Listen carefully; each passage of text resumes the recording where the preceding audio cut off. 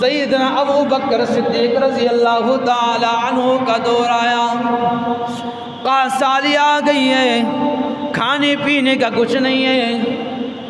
مسلمان صحابہ سیدنا ابو بکر صدیق رضی اللہ تعالی عنہ کے پاس آ گئے، امیر المومنین کھانے پینے کے لیے کچھ نہیں ہے۔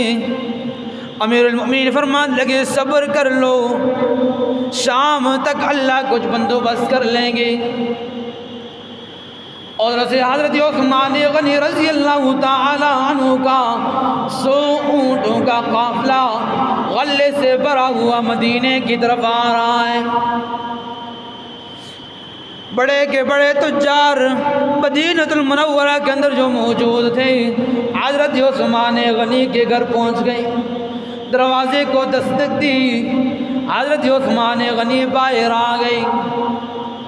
حضرت عثمان غنی سے فرمانے لگے سنا ہے آپ کا قافلہ 100 اونٹوں کا قافلہ اناج غلے کے ساتھ مدینہ المنورہ میں آ رہا ہے، اگر آپ اس مال کو ہمارے اوپر فروخت کر لیں ہم بڑا بھاری نفع آپ کو ادا کریں گے، ہم آگے جا کے تجارت کریں گے، بڑا نفع ہوگا، قربان جاؤں۔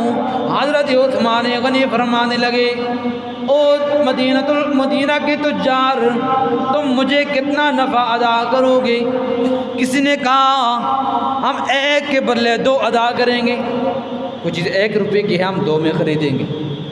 دوسرا اٹھتا ہے 1 کے بدلے ہم 3 ادا کریں گے، جاتے جاتے 5 تک چلا گیا نفع۔